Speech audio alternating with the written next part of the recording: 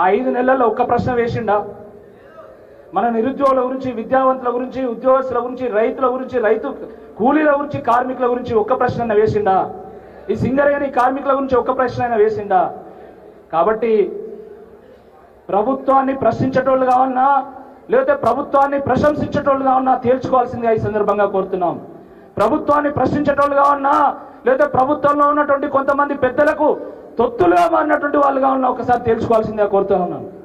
మిత్రులారా, నేను మీ బిడ్డను, ఈ ఊరులో పుట్టి పెరిగినటువంటి వాడిని, మీ కళ్ళ ఎదుట ఎదిగినటువంటి వాడిని, నేను ఒక రైతు కుటుంబం నుంచి వచ్చినటువంటి వాడిని, వ్యవసాయ నేపథ్య కుటుంబం నుంచి వచ్చినటువంటి వాడిని, కష్టం అంటే ఏందో తెలిసినటువంటి వాడిని, పేదరికం అంటే ఏందో తెలిసినటువంటి వాడిని, ఎంతో కష్టపడి చదువుకొని బిట్స్ పిలానిలో అడ్మిషన్ పొంది అక్కడ 2 పర్యాయాల పాటు విద్యార్థి సంఘ ఎన్నికల్లో 2 పర్యాయాల పాటు ఎన్నుకోబడి గోల్డ్ మెడల్ సాధించి అక్కడి నుండి నేను అమెరికా వెళ్ళి సిటీ బ్యాంక్లో, ఫేస్బుక్లో 7 సంవత్సరాల పాటు, బెంగళూరులో కూడా కొంతకాలం పాటు పనిచేసి దాని అనంతరం మన పుట్టిన గడ్డ రుణం తీర్చుకోవాలి, మన కాకతీయుల రాజధాని అయినటువంటి ఓరుగల్లుకు పూర్వవైభవం తీసుకురావడంలో నా వంతు పాత్ర పోషించాలని చెప్పి నేను ఉద్యోగానికి రాజీనామా చేసి రాజకీయాల్లోకి రావడం జరిగింది.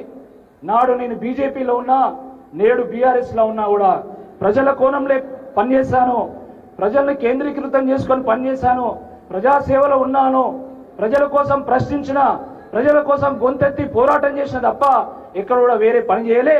కాబట్టి ఆ పోరాటంలో ఉన్నటువంటి నిజాయితీని గమనించి మరి మన తెలంగాణ తొలి ముఖ్యమంత్రి, దశాబ్దాల తెలంగాణ కళను సాకారం చేసినటువంటి కేసీఆర్ గారు, హరీష్ రావు గారు, మన పార్టీ వర్కింగ్ ప్రెసిడెంట్ కేటీఆర్ గారు, వారు ఆశీర్వదించి నన్ను మీరు అభ్యర్థిగా, ప్రతినిధిగా, విద్యావంతుల ప్రతినిధిగా ఉంటే బాగుంటుందని చెప్పి వారు ఆశీర్వదించి మీ దగ్గరికి పంపడం జరిగింది.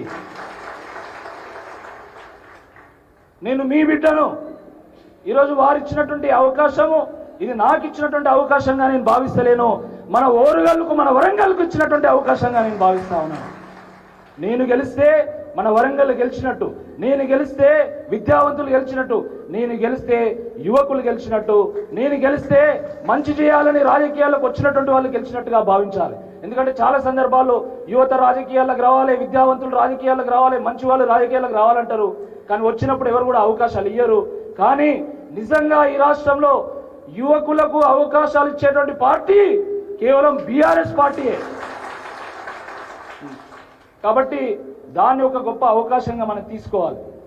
రెండవది, చాలా మందికి నేను కేవలం రాజకీయ పార్టీ కార్యకర్తగానే పరిచయము, కానీ నేను సమయం దొరికినప్పుడల్లా కూడా ఈనాడుకు నేను సెంటర్ పేజ్ ఆర్టికల్స్ రాసేటువంటి వాడిని తెలంగాణ ఎకానమీ మీద.